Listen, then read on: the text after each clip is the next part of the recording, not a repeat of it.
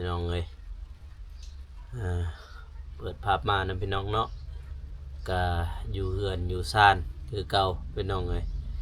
เพราะว่ามื้อนี้แห้งหนักกว่าเก่าพี่น้องเอ้ย ฝน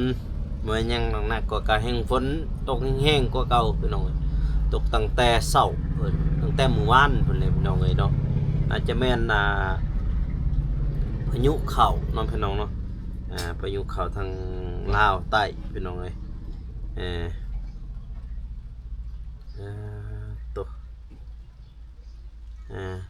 เพราะว่ามื้อนี้ก็ถ่ายคลิปให้พ่อแม่พี่น้องเบิ่งแล้วก็สิเว้าเรื่องที่ว่าประเด็นที่ว่ามาแห้งที่สุดพี่น้องเอ้ยในตอนนี้นะพี่น้องเนาะทางลาวใต้เฮา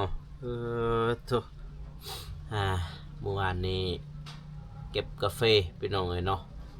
แล้วก็ตอนนี้ก็อย่าว่าเจ็บหัวแน่พี่น้องเอ้ยบ่สบายเลยเพราะว่าไปเก็บกาแฟซอยเพื่อนตูนพี่น้องเอ้ยเนาะมื้อวานนี้พี่น้องแล้วก็ทางน้องบ้องเน่น้องอัมพรเน่พี่น้องเอ้ยเนาะเดี๋ยวก่อนอื่นก็กับสบายดีเด้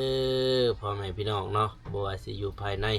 หรือว่าต่างประเทศก็ยินดีต้อนรับเข้าสู่ช่องเบาโกสนบทสปปลาวพี่น้องเอ้ยมื้อนี้ก็อยู่บ้านพี่น้องเอ้ยเนาะเนื่องจากว่าที่ฝนตกพี่น้องฝนตกแห้งตัวฝนนี่ก็บ่หยุดบ่เซาพี่น้องเอ้ยตั้งแต่มื้อวานพุ่นแหละมื้อซืนพุ่นแหละฝนตกพี่น้องเอ้ยบ่ได้ไปไสแต่ว่าเบาโกกับไปอยู่เมื่อวานนี่พี่น้องไปหาเพื่อนตูนเนาะพี่น้องเนาะไปเก็บกาแฟซอยเพิ่นก็หลายคนแฮงพี่น้องเนาะเมื่อวานนี้ก็คือเมื่อวานนี้ก็หลายคนพี่น้องเพิ่นแชทมาถามว่าเบาโกคือรู้จักหลายชนิดแท้กาแฟเนาะพี่น้องเนาะกาแฟก็แต่ก่อนหันเบาโกเคยเป็นบาสต้าพี่น้องบริตะเนาะเคยเนาะเป็นคนที่ว่าส่งกาแฟนั่นเองพี่น้องอยู่ห้านกาแฟเมนูเนาะพี่น้องเนาะเคยรู้จักเกี่ยวกับกาแฟแน่พี่น้องFC เพิ่นก็ว่าหรือว่าผู้ใหญ่เพิ่นก็ว่าอันนั้นเก็บเองเลยเบาโกเพิ่นแล้วก็ไปผลิตหรือว่าไปปรุงเองเลยเพิ่นพี่น้องเนาะแล้วก็ไปขัวไปยังเลยพี่น้องกาหลายขั้นตอนเด้ที่ว่าเฮ็ดแบบนั้นพี่น้อง ขั้นตอนที่ว่าเก็บกาแฟแล้วก็ไปอิ่วไปตากแล้วก็ไปล่างไปบดแล้วก็ไปปรุงสำเร็จรูปก็หลายวิธีเด้พี่น้องเด้แต่ว่าต้นก็แพงอยู่เด้ราคาก็สูงเด้พี่น้องเอ้ยราคากาแฟมื้อนี้จักราคาเท่าไรล่ะกาแฟอันนี้ทางบ้านนี่ก็บ่ทันได้ฮู้พี่น้องเอ้ยโจเดือนเฟซมาพี่น้องเอ้ยเห็นเขาเจ้าว่าพายุเข้าพี่น้องเอ้ยเนาะพายุเข้าทางลาวใต้พี่น้องเอ้ยเฮ็ดให้ฝนตก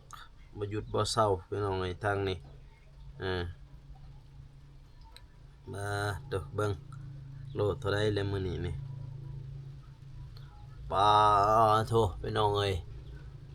กาแฟมื้อนี้วันที่17-18นี่พี่น้องเอ้ยโลหนึ่ง22,000แล้วพี่น้องเนาะกาแฟทางบ้านเบาโกเดี๋ยวนี้โลหนึ่ง22,000กีบแล้วพี่น้องเอ้ยโอ้โถแพงพี่น้องเอ้ยราคากาแฟก็เริ่มสูงเลยพี่น้องเอ้ยเนาะโลหนึ่ง22,000กีบแล้ว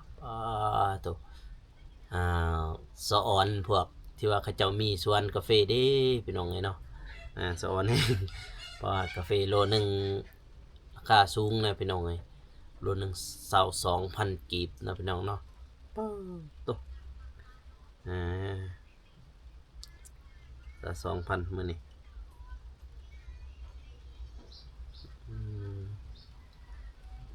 เอาเฮ็ดพี่น้องเอ้ย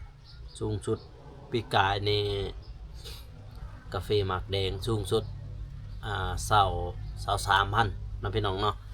สูงสุด23,000กาแฟหมักแดงนี่แต่ว่าปีนี้ยังบ่ทันได้ครึ่งซำพี่น้องเอ้ยหาก็เก็บงวดแรกถึงฮอด22แล้วพี่น้องป๊าดโตสอบหนึงก็จักว่าสิเข้าเป็นล้านพุ่นเด้พี่น้องเอ้ยสอบหนึง 4-5 แสนพุ่นเด้สอบหนึงโอ้โต40ปลายโลสอบหนึ่งบางทีก็50บางที30ก็มีเนาะพี่น้องเนาะสอบหนึ่งเฮ้ยพี่น้องเอ้ยออกไปใส่มาใส่ก็บ่ได้พี่น้องเอ้ยฝนตกเท่านี้ฝนตกฝนลิ้นเลยอยู่บ่หยุดบ่เศร้าพี่น้องเอ้ยทางทีมงานก็จักไปใส่แน่อันยังบ่ทันฮู้เลยบ่ทันได้ติดต่อหากันเลยพี่น้องประเด็นก็มีหลายพี่น้องเลยนะเรื่องประเด็นที่ว่าร้อนแรงที่สุดในตอนนี้นะพี่น้องเนาะก็คือสองคู่ที่ว่าวันแววนั่นพี่น้องเอ้ยเนาะประเด็นที่ฮอนแห้งที่สุดในตอนนี้พี่น้องเอ้ยเนาะก็คือสองคู่ที่วันแววเนาะพี่น้องเนาะวันแววจริงๆสองคู่นี้เพิ่นว่าทางบ่าวโกและก็น้องอัมพรแล้วก็บ่าวตูนน้องบ้องพี่น้องเอ้ยเนาะอ่อนแห้งที่สุดตอนนี้FC เพิ่นก็ให้กำลังใจพี่น้องเอ้ยเนาะให้กำลังใจเพิ่นว่าบ่าวโกรู้ตัวมั้งไหมว่าน้องอัมพรชอบว่าหรือว่าน้องอัมพรมักนะพี่น้องเอ้ยเนาะมาอ่านเบิ่งคอมเมนต์พี่น้องเอ้ยคอมเมนต์นี่ก็หลายบางครั้งก็บ่ได้ตอบเลยพี่น้องเนาะก็เป็นนี่ขอให้สมหวังสองคู่หักกันยืนยาวตลอดไปทั้งสองคู่ยินดีด้วย พี่น้องทุกบ่าวตูนบ้านแม่อยู่ไทยเอิ้นว่าสุกีจาเมื่อคืนนี้มื้อวานนี่พี่น้องเมื่อวานก็คือเที่ยงกันว่ากันน้องพี่น้องเนาะเมื่อวานนี่เที่ยงกันว่าทางฝั่งไทยเอิ้นสุกีบ่ก็กินเสฉวนทางฝั่งลาวก็เอิ้นเสฉวนพี่น้องกินเสฉวนแซ่บเมื่อวานนี่พี่น้องกินเสฉวนกับบ่าวตูนแล้วก็น้องบ้องแล้วก็น้องอัมพรแล้วก็บ่าวฝนน้องพี่น้องเนาะแต่ในคลิปบ่าวโกที่ว่าถ่ายไปหันบ่าวฝนก็บ่ได้มีแล้วพี่น้องเพราะว่าเพิ่นไปตลาดแล้วเนาะพี่น้องเนาะหลังจากที่ว่ากินเสฉวนแล้วก็ทีมงานเฮาก็ไปเก็บกาแฟซอยบ่าวตูนต่อพี่น้องเนาะ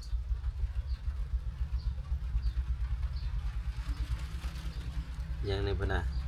บ่าวโกมีแผนจะให้น้องบ้องน้องอัมพรไปปักตะไคร่เอายอดลงเพื่อให้ฝนหยุด แต่บ่าวตูนยังมุมมาทันแล้วว่าก็คือหยอกกันอะไรพี่น้องเมื่อวานเนี่ยว่าให้น้องบ้องหรือว่าให้บ่าวตูนเพิ่นไปปักตะไคร่หรือว่าไปปักหัวสิงไข่นะเพื่อให้ฝนหยุดพี่น้องตัวเบาโกถ้าผมเป็นคนลาวผมจะลมสาวอัมพรเลยนี่ขนาดอยู่ไทยยังคิดเห็นแต่หน้าน้องเขาหักน้องเขาแล้วเบาโกอย่าปล่อยให้หลุดมือสอบเขานะแล้วบาดดีๆพี่น้องก็สอบก็สอบอยู่พี่น้องนะถ้ารุ่นไปนำกันพี่น้องเดี๋ยวถ้าว่าสิเฮ็ดคลิปจีบก็ยันเขาจะว่าคลิปหาคู่ว่าสองคนนี้ก็จริงและยัน FC เขาจะเว้านำพี่น้องเนาะเอาก็คุยกันหลังไม่หลังยังไปจังสันเนาะพี่น้องเนาะก็น้องเราก็เป็นคนดีอยู่เด้น้องอภรเราก็เป็นคนดีอยู่พี่น้องเนาะสอบ ช่วยเหลือกันและกันนะพี่น้องเนาะก็คือทั้งน้องบองแล้วก็เป็นคนดีชอบแบบว่าแบ่งปันที่ว่าอันใดที่บ่มีก็แบ่งปันให้น้องอัมพรก็มีคือกันพี่น้องเอ้ยว้าเมื่อวานนี้ประเด็นที่ว่าอันนั้นพี่น้องเนาะอ่า ประเด็นที่ว่าน้องบองเพิ่นเฮ็ดง่ากาแฟบ่ตูนละหักมันแม่ย่าหายบ่เพิ่นได้ กะเราก็บ่ได้หายเนาะพี่น้องเนาะเพราะว่าง่ามันก็สิหักแล้วพี่น้องเนาะเมื่อวานนี้แต่ว่าบ่กูก็เฮ็ดง่าหักต้นนึงเมื่อวานนี้พี่น้องเอ้ยก็บ่เป็นหยังบ่ตูนพุ่นน่ะแมงจอดแมงเจาะเลยเบาโกบอกให้น้องอัมพรพูดเยอะๆหน่อยหน้าเธอเหมือนสาวเกาหลี FC ขอเปลี่ยนสาวอัมพรเป็นคนเป็นจียอนฮะล้อเลย เป็นคนจียอนอีกครั้งแน่เนาะบัดนี้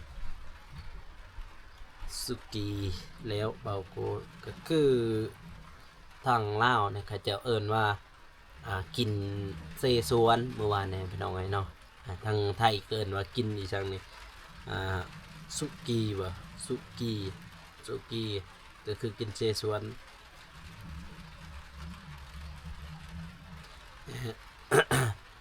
สิถาม FC เด้อพ่อแม่พี่น้องเนาะสิถามผู้ใหญ่ใจบุญเพิ่นเบิ่งให้บ่เบาโกแต่งเพลงมนต์ฮักที่สวนกาแฟให้บ่ให้เบาโกหรือว่าให้เบาตูนเพิ่นแสดงกับน้องบองชีวิตจริงเลยเด้อพี่น้องนะให้เขาเจ้าลิ้นตามเพลงเลยเบาโกอยากแต่งเพลงให้เพิ่นเด้อยากแต่งเพลงให้บาตูนพี่น้องเนาะซื้อเพลงมนต์ฮักที่สวนกาแฟผู้ใดอยากให้แต่งก็คอมเมนต์มาพี่น้องเนาะคอมเมนต์มาหรือว่าพิมพ์เลข3มาให้แน่พี่น้องพิมพ์เลข3มาให้รัวๆเด้อพี่น้องเด้อผู้ใดอยากให้เบาโกแต่งเพลงมนต์ฮัก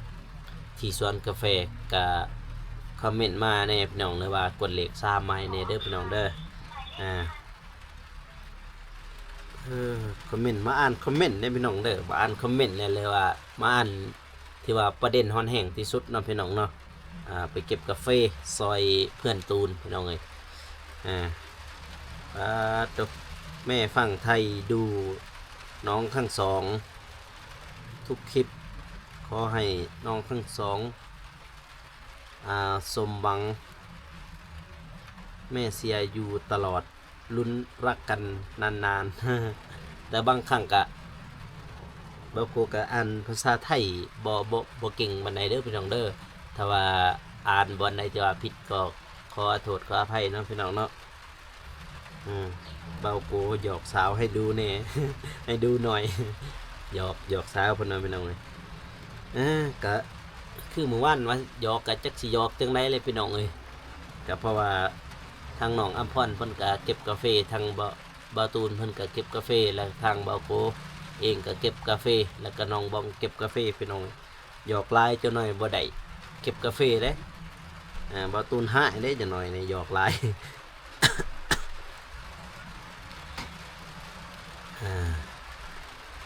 ผู้ใดเพิ่นก็ว่าเสียเบาโกพี่น้องเสียเบาโกให้เบาโกไปจีบน้องอัมพรพี่น้องเนาะผู้ใดก็ให้เบาโกไปจีบเลยน้องอัมพรนะเพิ่นว่าจีบได้บ่เด้เนาะพี่น้องจีบได้บ่จีบติดบ่เด้เนาะฝากเป็นกำลังใจให้พี่น้องสิลองจีบเพิ่นเบิ่งนะพี่น้องเนาะถ้าว่า FC อยากให้จีบก็ได้คือกันพี่น้องเนาะเพราะว่าน้องอัมพรก็เป็นคนนิสัยดีเนาะพี่น้องเนาะแล้วก็เป็นคนดีหูจักความแล้วก็การเว้าจาก็เว้าน้อยพี่น้องน้อยลงเพิ่นแบบว่าตอนนี้ก็คือเพิ่นยังบ่ทันที่ว่าบ่กล้าแสดงออกนั่นน่ะพี่น้องเอ้ยเขาจะเอิ้นว่าบ่กล้าแสดงออกแล้วพี่น้องเดี๋ยวบ่โกก็สิคอยบอกคอยสอนน้องนั่นแหละพี่น้องการเว้าการจาการสบายดีพ่อแม่พี่น้องก็สิสอนสิบอกให้น้องเพิ่นเว้า แน่เนาะพี่น้องเนาะเพราะว่าตอนนี้ก็ FC เพิ่นก็คอมเมนต์มาอยู่หรือว่าเพิ่นว่าบางโกสอนให้น้องอัมพรพูดสวัสดีหน่อยแล้วก็ขอบอกขอบใจผู้ใหญ่เพิ่นแน่เนาะพี่น้องเนาะก็เดี๋ยวบางโกสิบอกเด้อพี่น้องเด้อสิให้น้องเพิ่นบอกให้ของให้เขี้ยวน้องพี่น้องเนาะเก็บกาแฟเพลินเก็บกาแฟเพลินถ้าเก็บน้องอัมพรอยู่ด้วยใช่ไหมบ่าวโกวายคอมเมนต์นี้บ่ได้พี่น้องเลยแม่อยากดูสวนกาแฟบ่าวโกพาน้องกับบ่าวตูนไปเก็บด้วยนะแม่อยู่พังไทยแม่ชอบสวนกาแฟมากแม่อยากไปเที่ยวประเทศลาวโดยแม่เนาะเพิ่นว่าอยากเข็นสวนกาแฟบาโกได้พี่น้องได้คือกันเดี๋ยวสิพาถ้าว่ามีรถมีหยังมีเติมน้ำมันรถไปหับน้องเพิ่นน่ะนะแต่ว่าอันนี้ก็ยังบ่ทันได้ฮู้เด้อพี่น้องเด้อว่าน้องบ้องแล้วก็น้องอัมพรแล้วก็บ่าวตูนเพิ่นสิมาบ่ทางสวนบาโกแต่ว่าทางสวนบาโกพูดนะอยู่หลังอยู่ตีนผู้ไม่น้องเลยตีนผู้แต่ว่าผู้อันเดียวกันกับน้องบองนั่นแหละแต่ว่าคนละฝากกันเนาะพี่น้องเนาะคนละเพิ่นเบื้องหนึ่งเบาโกเบื้องหนึ่งพี่น้องเลยเนาะสอนกาแฟแต่ว่าตอนนี้ก็คือยังเกี่ยวเขาแต่ว่ามื้อนี้แม่เราบ่ได้ไปเกี่ยวเขาเราไปเก็บกาแฟเนาะพี่น้องเก็บกาแฟเอื้อยพี่น้องเลยส่วนเอื้อยเบาโกพี่น้องเนาะเพิ่นจ้างคือกันเนาะเอื้อยแล้วจ้างคือกัน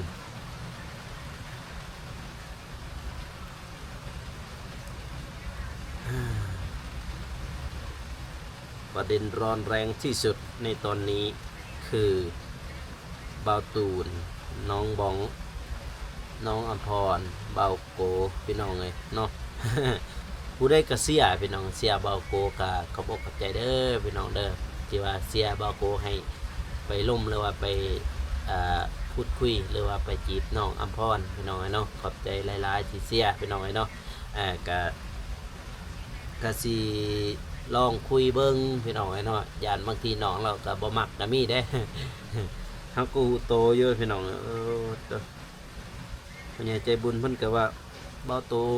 รู้ตัวเปล่าว่าน้องอัมพรชอบหรือว่าน้องอัมพรมักคนน่ะ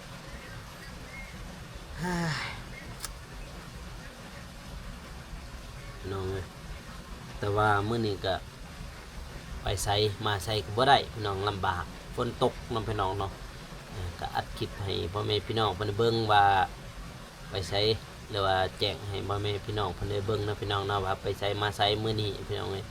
ก็คือเก่าพี่น้องฝนตกคือเก่าพี่น้องเอ้ยถ้าสิไปได้พุ่นละสิแรงๆพุ่นเลยถ้าว่าฝนเอื้อนอาจสิไปหาทีมงานคือเก่าไปหาน้องอัมพรน้องบ้องเพิ่นคือเก่าพี่น้องเอ้ยเนาะอย่างหนึ่งเนาะพี่น้องเนาะหลายคนก็เพิ่นก็ยังบ่ทันฮู้เนาะพี่น้องเนาะว่า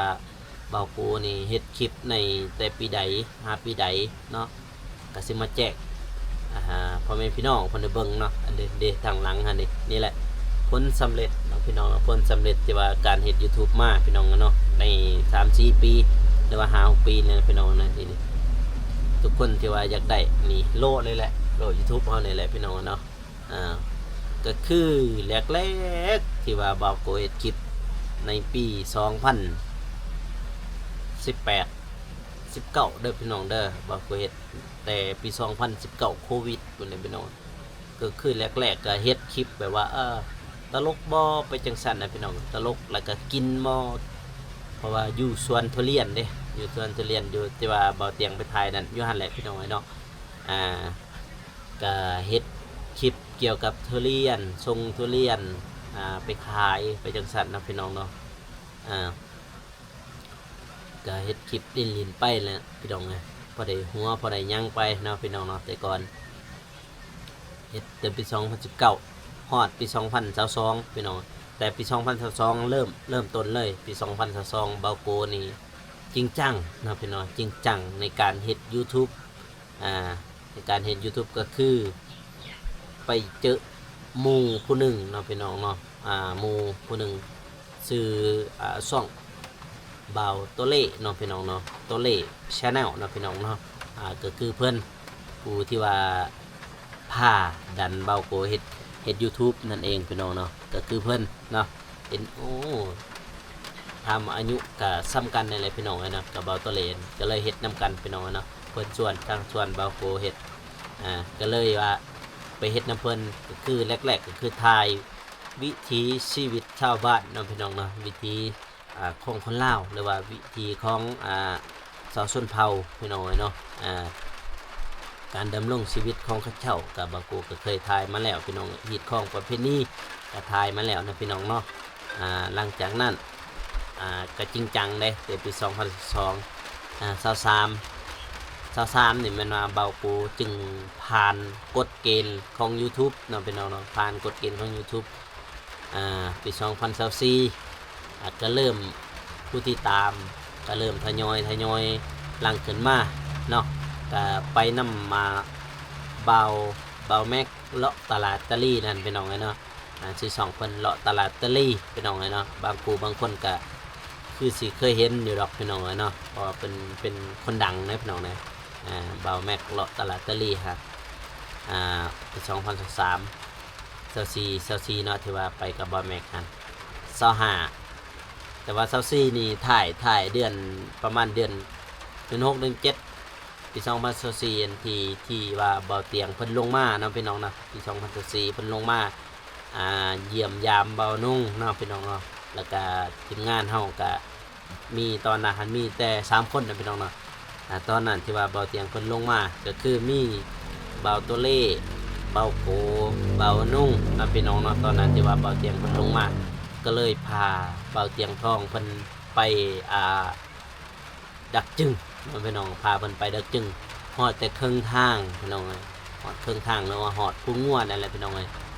หลังจากนั้นก็กลับมามือต่อมาก็พาเพิ่นไปกระลึมแต่ว่าก็บ่ได้ฮอดกระลึมคือเก่าพี่น้องเนาะฮอดแต่ครึ่งทางอีกอย่างก็ทางเบาโกเองก็บ่ได้เคยไปนะพี่น้องบ่เคยไปทางกระลึมจักเทื่อพี่น้องเนาะแต่ว่าตอนนั้นเฮาไปมีแต่2คนนะพี่น้องเนาะทางทีมงานเราไต่มีแต่2คนมีเบาอนงเบาโกพี่น้องในตอนนั้นเพิ่นไปแต่ว่าไปครึ่งทางคือเก่าพี่น้องเนาะไปครึ่งทางก็กลับมาพี่น้องแล้วเพิ่นก็เมื่อคืนเบาโกก็เลาะถ่ายวิถีชีวิตชาวบ้านแล้วก็ไปนำเบาแม็กเลาะตลาดตะลี่นั่นพี่น้องเนาะแล้วบัด2025เพิ่นลงมาอีกพี่น้องเบาเตียงเพิ่นลงมาก็จึงได้เจอกับทางเบาเจ็บแน่เบาตูนแน่เบานุ่งแล้วก็เบาโกนั่นพี่น้องเนาะแรกๆก็4คนเนาะพี่น้องเนาะนี่4คนในทีมงานเราไต่เนาะพี่น้องเนาะ4คนมีกับเบานุ่งเบาเจ็บเบาตูนเบาโกพี่น้องเนาะ4คนในสายบุญเราไต่พอดีหลังจากนั้นก็เนาะพี่น้องเนาะหลังจากนั้นจะเบาโกจึงมาฮับโลกเนาะในปี2025นั่นแหละพี่น้องปีนี้แหละตั้งแต่เดือนพฤษภาหรือว่าเดือน5นะพี่น้องพฤษภาว่าเกิดยังไงลืมนะตั้งแต่เดือน5พี่น้องเบาโกได้โหลด YouTube เนาะโหลด YouTube ก็เลยสลองแน่พี่น้องก็ดีอกดีใจที่ได้ YouTube ความฝันของนักยูทูบเบอร์ก็คือแมนโล YouTube นี่แหละพี่น้องเนาะหลังจากนั้นก็จึงมาเจอทางเบาฝนเบาอย่างนั้นเนาะเบาผู้วงเนาะพี่น้องเนาะมาหอดปัจจุบันนี้เลยพี่น้องก็ถ่ายคลิปช่วยเหลือเลยพี่น้องเนาะก็หอดมื้อนี้พี่น้องเนาะก็จังไดก็ขอบใจเด้อทางเบาเตียงแล้วก็FC หรือว่าพ่อแม่ผู้ใหญ่ใจบุญทุกท่านเนาะที่เขามาติดตามเบาโกเนาะพี่น้องเนาะแล้วก็เขามาชมคลิปของเบาโกตั้งแต่ต้นจนจบเลยเนาะพี่น้องเนาะก็จังไดก็ขอบใจหลายๆเด้อพ่อแม่พี่น้องเนาะหรือว่าพ่อแม่ผู้ใหญ่ใจบุญทุกท่านที่เขามารับชมช่องเบาโกพี่น้องเนาะ คันว่าบ่มีผู้ใหญ่ใจบุญหรือว่าบ่มี FC ผู้เพิ่นเบิ่งอยู่นี่เบาโกก็คือสิบ่ได้โล่ตัวนี้ดอกพี่น้องเอ้ยก็ถ่ายอีกหลายปีเนาะพี่น้องเนาะถ่ายอีกหลายปีเด้เพื่อสิได้โล่นี่พี่น้องเอ้ยเนาะเอ้ยตอนนี้ก็9 โมงพี่น้อง9 โมงก็บ่ทันได้ไปไสมาไสเลยพี่น้องเฝ้าฝนตกฝนนี่ก็บ่หยุดบ่เช้าพี่น้องจักฮอดวันที่ใดแล้วฝนนี่ก็สิเช้าพี่น้องเลยบางทีความจำเต็มเนาะพี่น้องเนาะความจำเต็มก็เลยไปลบออกเนาะความจำเต็ม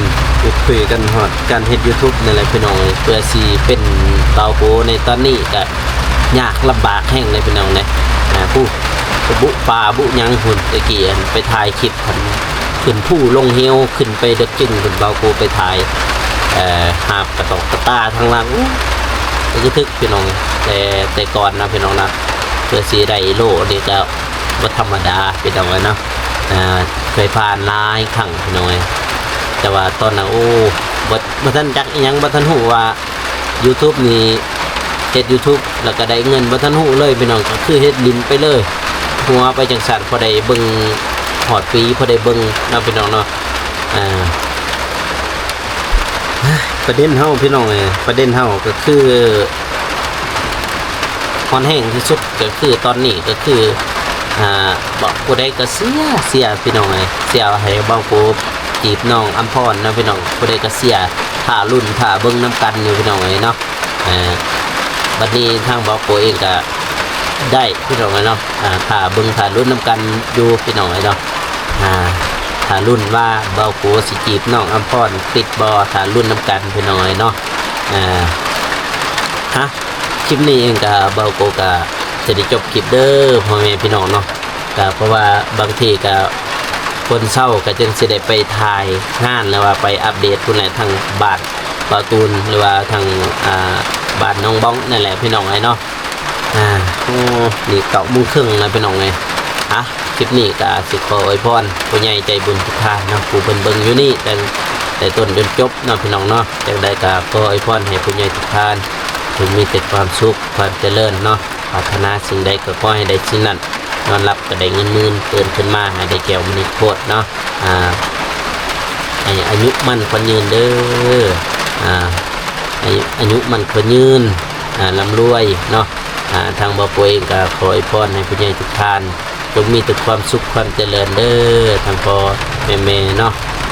เดี๋ยวเบาโกก็สิได้จบคลิปเนาะก็อย่าลืมฝากกดไลค์กดติดตามเพื่อเป็นกำลังใจให้เบาโกเฮ็ดคลิปต่อๆไปนะพี่น้องสำหรับคลิปนี้ก็กล่าวคำว่าสบายดีพี่น้องเนาะไปเจอกันอีพีหน้าบ๊ายบาย